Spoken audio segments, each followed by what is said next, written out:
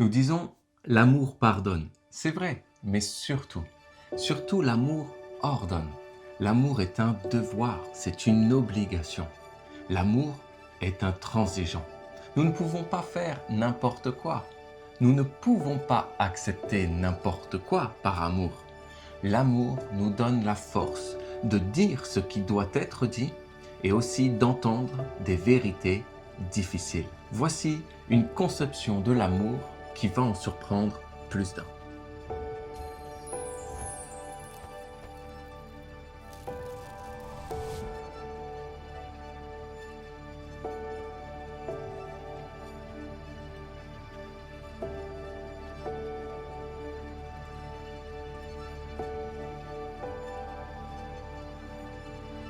Un couple naît de l'amour, la plus grande des vertus.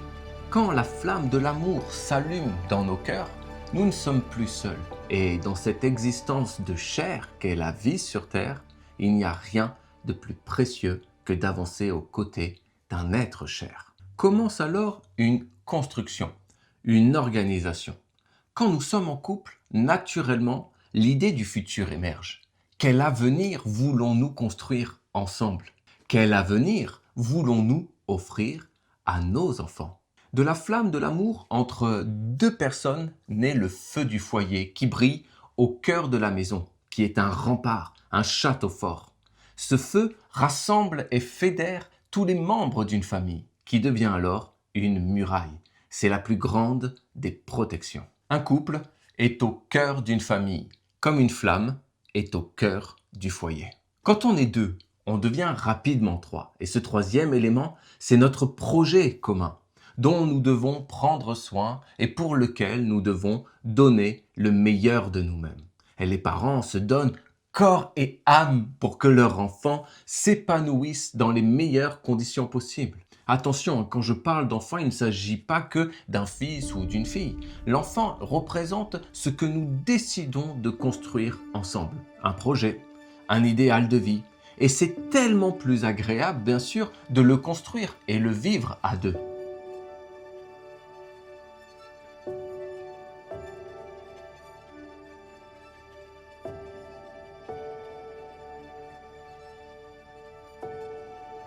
Nous disons souvent qu'il faut entretenir la flamme du couple, et c'est vrai, mais il faut tout autant entretenir le feu du foyer qui brûle au cœur de la famille. Comment? Eh bien en faisant des concessions, non pas pour l'autre ni pour soi, mais pour le projet en commun auquel nous nous sommes engagés ensemble. C'est crucial, les concessions ne sont pas faites pour faire plaisir à notre amour, elles sont faites pour notre enfant en commun, c'est-à-dire notre projet, notre idéal de vie. Et ça change tout, car parfois, nous faisons des concessions pour l'autre et on finit par le regretter.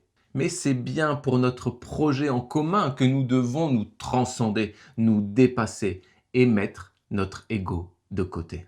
Aujourd'hui, c'est nous, et demain, ça sera l'autre. Et ainsi de suite, dans une ronde et une danse amoureuse. Les concessions ne doivent pas être faites en attendant un retour, surtout pas. Elles sont les pierres de notre Église, pierres embrasées qui deviendront les braises d'un feu plus grand encore, un feu plus pur, celui de l'amour inconditionnel. Le premier feu de l'amour qui nous brûle de l'intérieur est celui de la passion. Les regards se croisent et ce qui nous attire d'abord sont nos corps. Puis, d'épreuve en épreuve, de concession en concession, de partage en partage, cet amour allume un autre amour plus sage, celui de la famille, puis de l'amitié. Ton amoureuse, ton amoureux, celui ou celle avec qui tu te construis, devrait être ton meilleur ami, ton plus intime confident. Mais aujourd'hui, pour beaucoup de couples, l'intimité est seulement charnelle. La sexualité est l'art et le plaisir de se mélanger. Et il y a tellement de plaisirs différents, tellement de façons de se mélanger, tellement de façons de s'aimer et de faire l'amour. Par exemple, quand nous nous confions, quand nous nous livrons à l'autre, quand nous l'écoutons et lui ouvrons notre cœur, nous nous mélangeons. Notre œil qui plonge dans le sien, notre oreille qui vibre dans la sienne et nos cœurs qui battent au diapason. Tout ça sont des eaux qui se mélangent. Il y a des eaux salées et des eaux douces. Il y a des eaux charnelles et des eaux spirituelles. Il est beau et bon que les eaux salées de nos corps se mélangent. Mais à quoi bon si les eaux douces de nos âmes sont taries et que nos yeux ne s'admirent plus? Il est beau et bon que nos lèvres s'embrassent, mais à quoi bon si elles ne se parlent plus? Pourquoi n'arrivons-nous plus à nous confier à celle ou celui qui partage notre existence au point que nous devions nous livrer maintenant à des étrangers? Notre amour est le premier, la première à qui nous devrions nous confesser, le premier, la première à qui nous devrions nous confier. Et notre amour est celui ou celle qui devrait le premier avoir le courage de nous dire nos 4 vérités. Il est celui, celle qui nous écoute sans nous juger, mais aussi qui nous parle sans nous flatter. N'est-ce pas ce que nous attendons de notre meilleur ami, qui nous accepte comme nous sommes, que nous puissions nous laisser aller, nous abandonner à lui sans peur d'être jugés et en même temps le laisser libre de nous dire ce qu'il a à nous dire sans qu'il ait peur d'être quitté. Aujourd'hui, nous nous quittons à la moindre épreuve en pensant que l'herbe sera plus verte ailleurs. Parce que nous pensons que l'erreur vient de l'autre. Mais quand nous partons, nous emmenons avec nous nos épreuves, car elles viennent de nos propres erreurs. Dans un couple, nous sommes toujours deux. Ce n'est jamais à 100% la faute de l'autre. Quand l'un ne fait pas l'effort de se faire comprendre, l'autre ne fait pas l'effort de comprendre. Aujourd'hui, la concession rime avec abdication. Qui abdiquera le premier? Qui cédera le premier? La concession ne doit pas venir de l'autre, mais de nous, parce que nous avons reconnu que c'était ce qu'il y avait de meilleur pour notre couple et notre famille. Entretenir le feu de l'amour est un travail intérieur et individuel permanent, où nous apprenons à nous oublier pour l'autre, pour l'universel.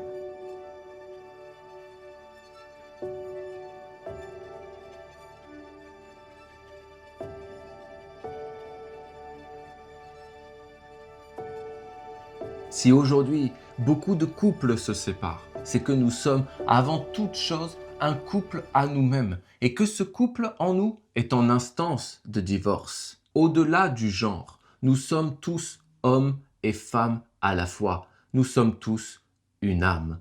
Mais nous pensons quelque part, nous ressentons autre part et nous voulons encore autre chose. Il y a dans notre cœur l'étincelle de l'amour et cette étincelle devient une flamme, celle du couple, puis un feu, celui de la famille. Cette étincelle est l'amour inconditionnel de la vie, non pas seulement la vie de l'existence dans un corps, mais la vie avec un grand V, la vie qui continue de couler même après notre mort, car nous continuerons à vivre à travers nos enfants et les enfants de nos enfants dans un mélange perpétuel. Si nous ne sommes pas capables d'être clairs, de nous aimer, comment pouvons-nous aimer l'autre et être clairs envers lui? Si nous ne sommes pas capables d'aimer l'autre, comment pouvons-nous aimer le monde? Allons même plus loin. Si nous ne sommes pas capables de reconnaître nos erreurs, comment serons-nous capables de pardonner les erreurs de l'autre et de pardonner les erreurs du monde? Reconnaître, pardonner, ce n'est pas accepter sans rien changer, mais c'est tolérer parce que justement nous faisons l'effort de changer, de nous transformer, d'abord pour soi, puis pour l'autre, pour nos enfants, pour les générations futures et pour finir l'humanité tout entière. Nous nous transformons d'abord nous-mêmes, mais pour le monde. Avant de vouloir que l'autre change, changeons-nous nous-mêmes. Nous avons tous des exemples, mais nous sommes tous des exemples pour l'autre. Et la voie de l'amour commence en nous.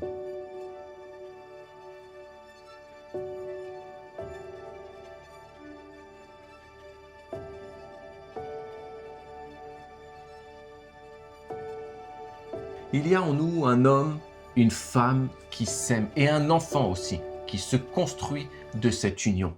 Nous sommes une âme, un souffle, une flamme avant d'être un corps. Et cette âme veut fleurir, enracinée dans la terre de notre chair. L'homme en nous est celui qui donne. La femme en nous est celle qui reçoit. L'enfant est celui qui grandit de l'amour éternel de ces deux principes qui sont en vérité inséparables. Que donnons-nous à notre amour et au monde? Que prenons-nous de notre amour et du monde? Voilà comment notre âme grandit. Et c'est entre ce que nous donnons et prenons que notre âme fleurit. Toute notre existence n'a qu'un seul but, apprendre à sentir, toucher, voir notre âme qui doit s'incarner de plus en plus dans notre corps et rayonner à travers lui.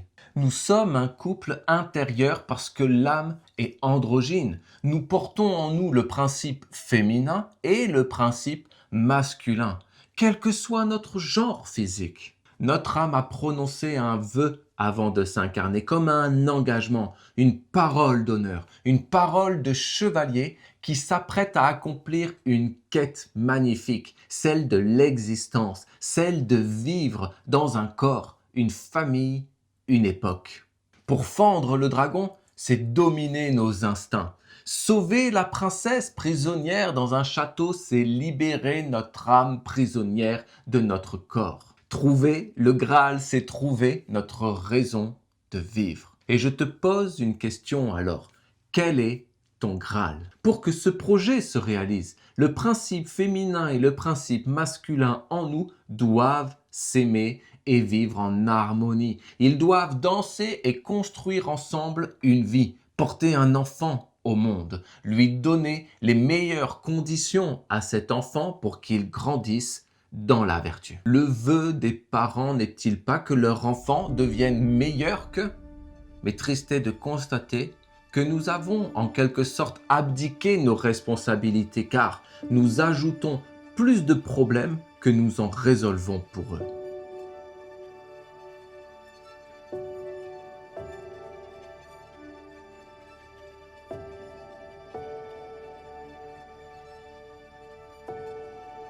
Avant d'être deux, nous avons été un. Après être deux, nous devons être trois. Avant d'être une flamme, nous avons été une étincelle. Après être une flamme, nous devons être un foyer.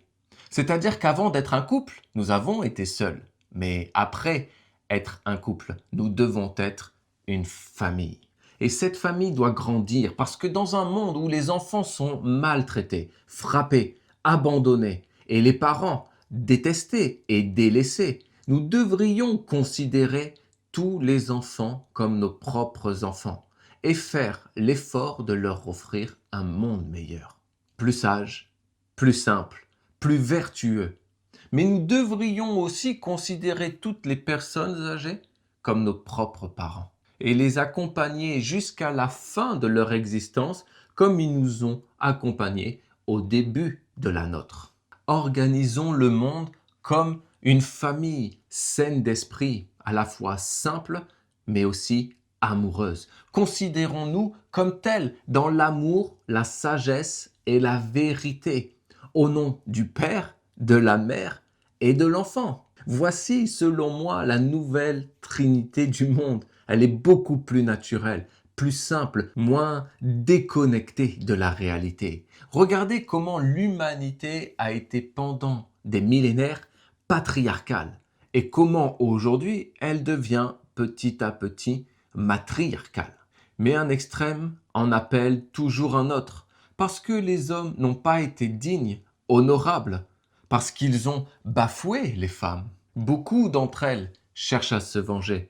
Aveuglées, elles ne voient pas qu'elles deviennent des hommes à la place des hommes. Le monde devient dur, le monde devient rigide et nous nous enfermons de plus en plus. Au point que nous n'arrivons plus à discuter, au point que nous n'arrivons plus à nous mélanger. Or, la vie ne doit être ni patriarcale ni matriarcale, elle doit être familiale. Les droits des hommes, les droits des femmes, bien sûr, Mais où est le droit de l'âme? Dans un couple hétérosexuel ou homosexuel, que nous soyons un homme ou une femme, un jour nous sommes hommes et un autre jour nous sommes femmes. Car un jour nous donnons et un autre jour nous recevons. Un jour nous parlons et un autre jour nous écoutons. Mais toujours nous avons été, nous sommes et nous serons une âme. Aucun principe n'est supérieur à l'autre. Le masculin ne doit pas dominer le féminin, mais le féminin ne doit pas non plus dominer le masculin. C'est la sagesse qui doit dominer, qui doit ordonner la bêtise. Et c'est la bêtise en nous qui doit concéder à la sagesse. Pour cela, il nous faut aimer. Une famille patriarcale, non. Une famille matriarcale, non plus. Mais une famille sage, oui. Une famille sage, c'est quand un père et une mère sont ensemble et se mettent d'accord pour le bien commun, c'est-à-dire l'enfant, l'idéal, qui les dépassera, qui les traversera, qui fera plus que, qui fera mieux que. Ne cherchons pas à avoir raison, cherchons à être sages. Un jour, ce sera nous qui le serons. Un autre jour, ce sera l'autre.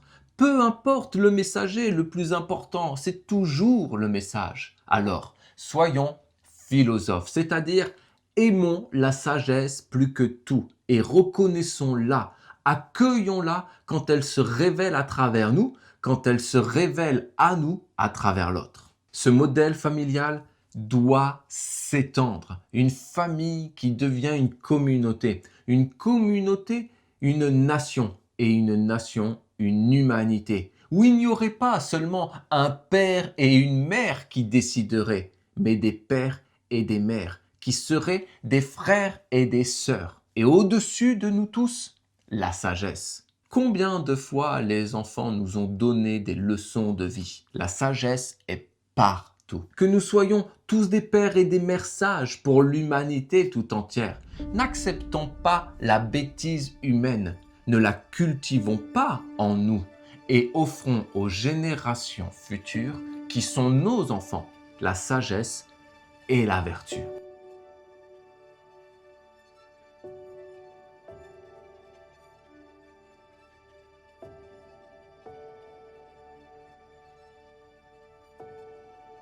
Essayons de voir en nous la flamme de l'amour qui allume tous les feux, cette flamme qui brille dans nos yeux quand nous sommes fiers de nos enfants, quand nous nous réveillons auprès de notre meilleur ami, de notre amour, quand nous comprenons un peu plus nos parents parce que nous avons grandi. Regardons ce couple intérieur quand nous sommes un homme, quand nous sommes une femme, et soyons dignes en toutes circonstances. Puis, entendons le vœu de notre âme. C'est l'enfant à l'intérieur de nous qui veut. Et faisons naître, rayonnons et manifestons cet engagement que personne ne nous empêche d'être heureux et d'aimer. Devenons à nous-mêmes une famille. Soyons présents pour notre famille et ensuite pour une famille plus grande encore, l'humanité.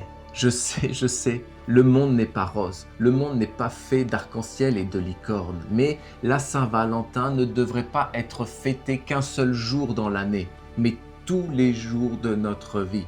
Alors ne passons pas un instant sans aimer. Que nous soyons seuls ou en couple, il y a toujours quelqu'un à côté de nous à aimer. Si être utopiste, c'est vouloir donner le meilleur au monde, et c'est vouloir le meilleur pour le monde, alors oui, soyons utopistes. Rêvons et faisons de nos vies un rêve lucide. Coluche a dit, quand on pense qu'il suffirait que les gens n'achètent plus pour que ça ne se vende pas. Aujourd'hui, ce n'est plus du rêve que l'on nous vend, mais la guerre en permanence. Et on paie et on en redemande. C'est la guerre partout, entre les nations, entre les couples, les hommes et les femmes. Les familles se déchirent. Entre les générations, c'est la guerre dans toutes nos relations. Alors continuons à rêver, à aimer, et pas seulement un seul jour dans l'année, mais à chaque instant de notre existence qui nous reste à vivre sur cette terre. Offrons des fleurs Allons au restaurant, regardons-nous dans les yeux, parlons-nous, confions-nous, livrons-nous à nos amis, à ceux que nous aimons et qui nous aiment. Je sais que je ne suis pas le seul à le vouloir, à le prier. Mais pourquoi alors nous laissons toutes ces guerres éclater? La guerre ne s'est jamais arrêtée. C'est la guerre partout dans le monde, la guerre de tous contre tous. L'amour pardonne, mais l'amour ordonne. Alors ordonnons la sagesse. Des pays interdisent de fumer dans les lieux publics. Ils interdisent les signes religieux dans les établissements administratifs. D'autres empêchent que les femmes étudient. Ailleurs dans le monde, c'est l'avortement qui est proscrit. Mais quel gouvernement interdit les armes dans son pays? Nous ne le faisons pas parce que les autres pays ne le feront pas. C'est toujours cette question de qui va céder le premier et qui va concéder pour la sagesse le premier. La guerre est une maladie partout répandue, une pandémie mondiale, et l'amour en est le remède.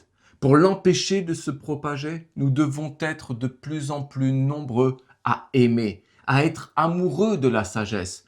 Telle est l'immunité collective face à cette pandémie. Bien sûr, il y aura toujours dans le monde des guerres, comme il y aura toujours des grippes.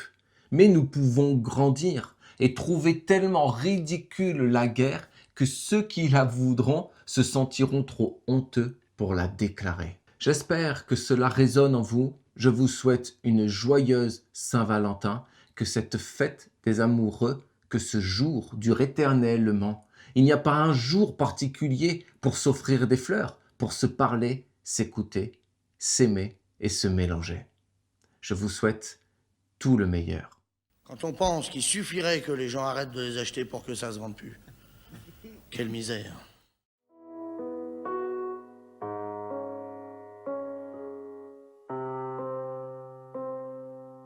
Par Saint-Jean le caché, la lumière et l'enseignement qui cheminent